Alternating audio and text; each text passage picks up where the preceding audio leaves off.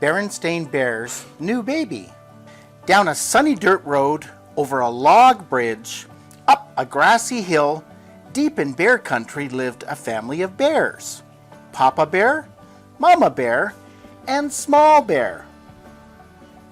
They lived in a large tree which Papa Bear had hollowed out and made into a house. It was a very fine house. This is what it looked like inside. You can see a fireplace and a bed and a kitchen with a stove. You can even see a TV. And there's Little Bear's bed up in the corner. And we've got a kitchen table. What a nice house. There were all sorts of interesting things for a small bear to do and see in bear country. He's chasing butterflies, fishing, looking at insects and spiders, sitting up in a tree looking at the moon, flying a kite, riding and paddling his canoe, chasing frogs. I used to do that when I was a little boy. Going snorkeling with a fish. Small Bear felt good growing up in a tree, in his own room, in the snug little bed that Papa Bear had made for him when he was a baby. But one morning, it did not feel so good. Small Bear woke up with pains in his knees and aches in his legs. "Small Bear, you have outgrown your little bed," said Papa Bear as he hitched up his overalls and buttoned his shoulder straps. "Today we shall go out into the woods and make you a bigger one." With that, he ate his breakfast of piping hot porridge, washed it down with a gulp of honey from the family honey pot, took up his axe, and was out the door. "But Papa," called Small Bear, following after him, "what will happen to my little bed?" "Don't worry about that, Small Bear," said Mama Bear, as she closed the door after him. She smiled and patted her front, which had lately grown very big and round. "You've outgrown that snug little bed just in time."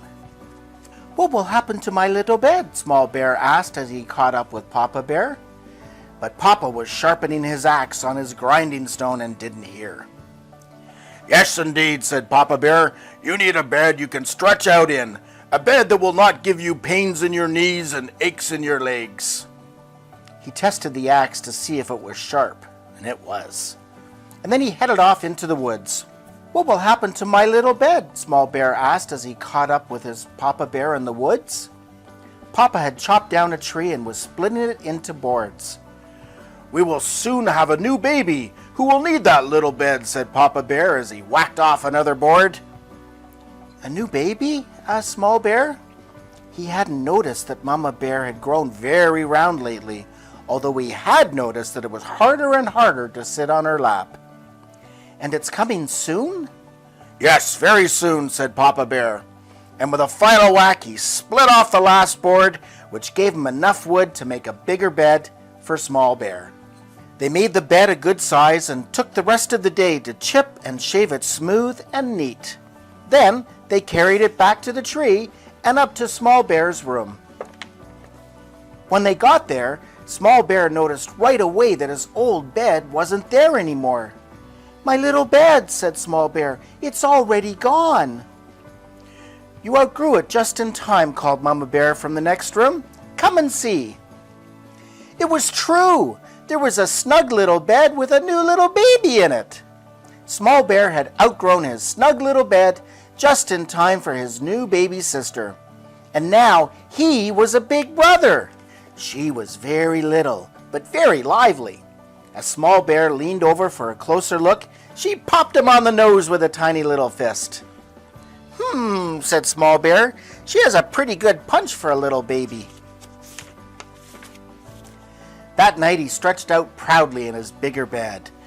"Ah," he said, "being a big brother is going to be fun."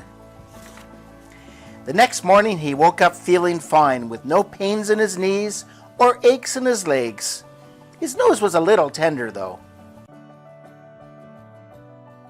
The end.